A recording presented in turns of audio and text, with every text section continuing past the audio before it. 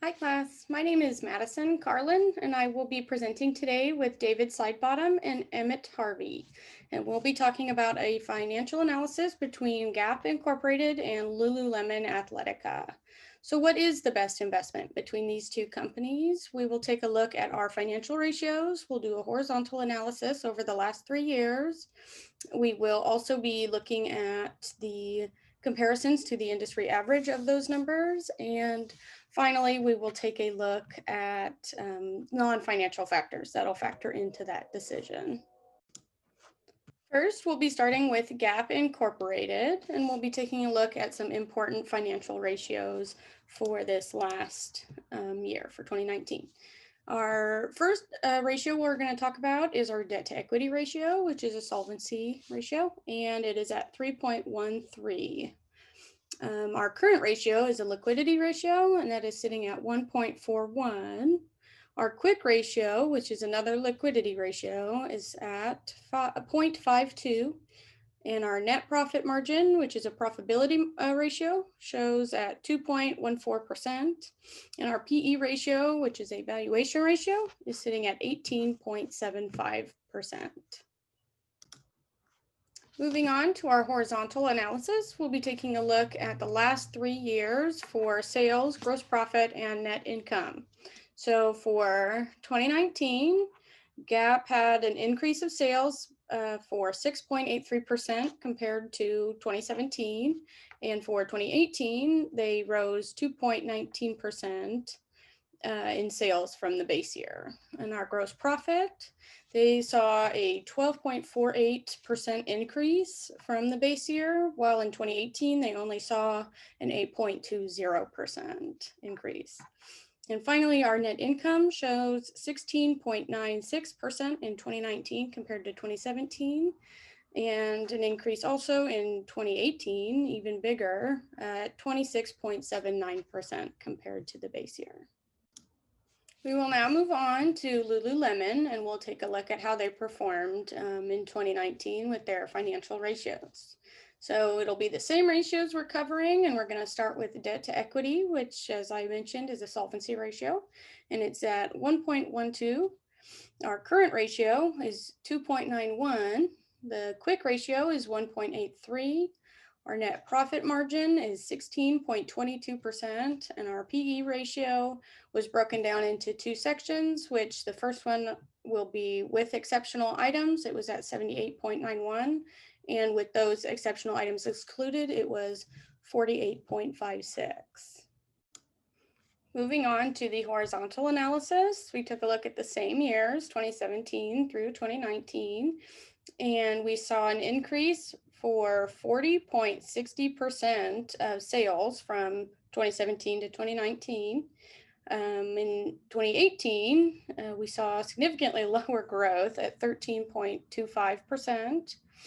For our gross profit, they had an increase in 51.67%. Compared to the base year, where 2018 they saw 17.5% compared to the base year. Finally, the net income was 69.20% for 2019 compared to 2017. And in 2018, we only saw an 8.82% growth.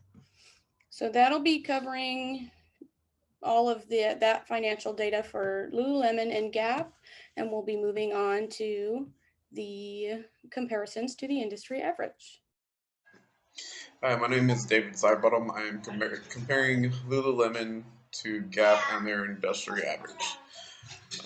Liquidity is one of the main ratios that I was looking at. Lululemon has a quick ratio of 1.93 compared to 0.75 of industry average. It shows that they can make their 30 to 60 daily payments easily, whereas Gap has a 0.61 compared to its industry average of 0.37.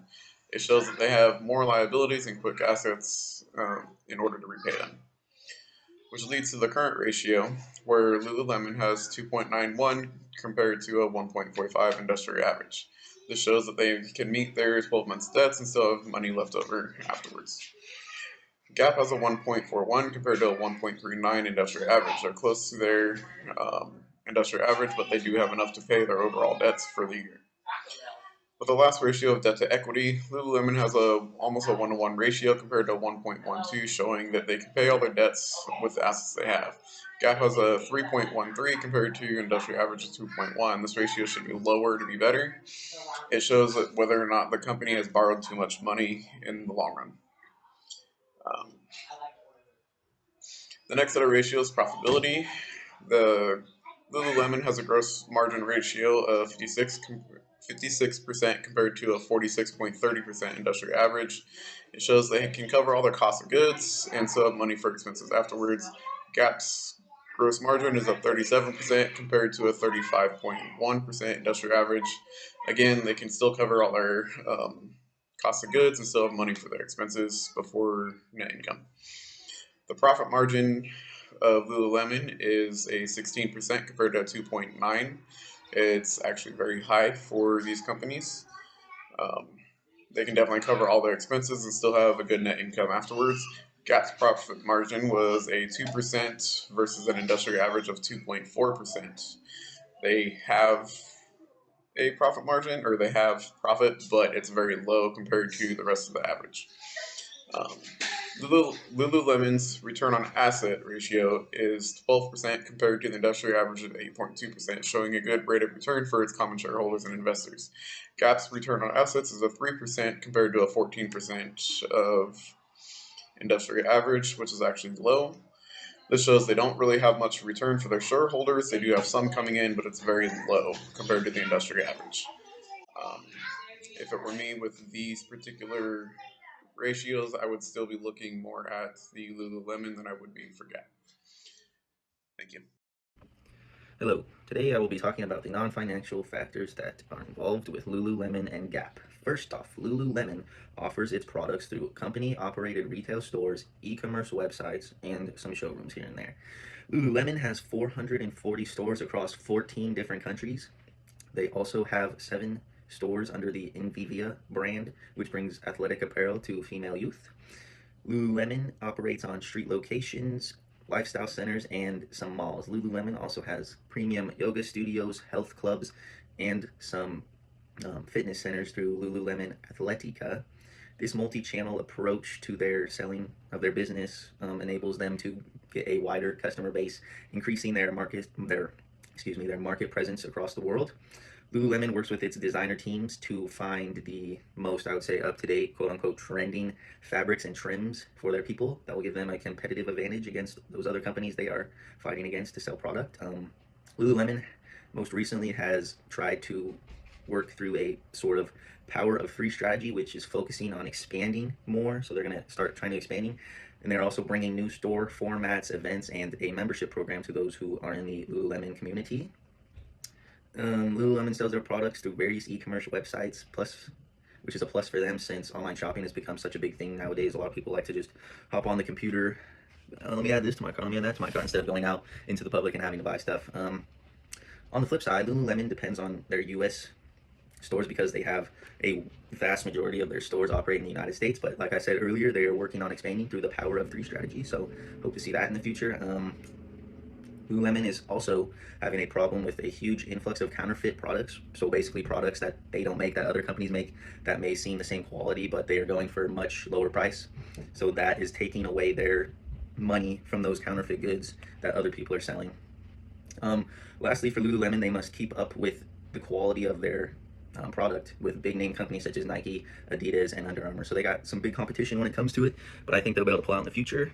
We'll see. Next up, we got Gap. Gap's global presence enables them to have a brand image and maintain a strong position in the market. This leads to Gap's diversified store network, allowing them to get their product to their customers more efficiently. Like Lululemon, Gap is doing a great job on the e-commerce website, selling their products through various online platforms, since online, like I said, is a big thing. Online shopping is now a big thing nowadays. Gap has been able to stay around this long because of their global presence, just because they have so many stores across the world, since they're such a quote-unquote known brand in the market. COVID-19 could be a potential big threat for them.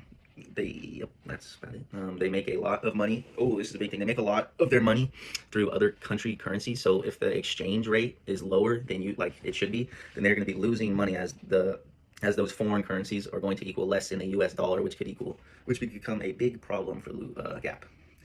After researching both these companies' non-financial factors, I would personally say Lululemon is the company to go with because they are working on expanding, getting their brand all over the world. They work really hard to provide with the biggest trends that the people like, getting that nice fabric, that nice trim, and just, yeah, Lululemon is the way to go. Thank you.